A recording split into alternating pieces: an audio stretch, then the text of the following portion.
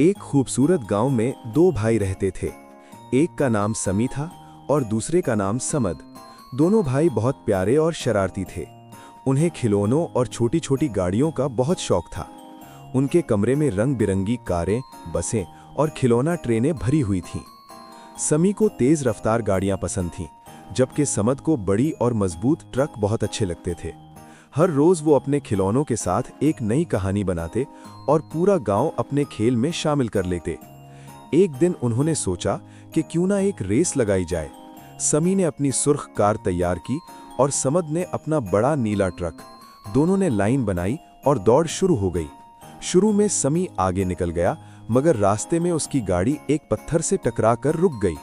समद ने ये देखा तो फौरन अपनी रेस रोक दी और भाई की मदद करने लगा। दोनों ने मिलकर गाड़ी ठीक की और फिर हंसते खेलते वापस घर चले गए। इस दिन उन्होंने सीखा कि जीत से ज्यादा अहम भाई का साथ और मोहब्बत होती है।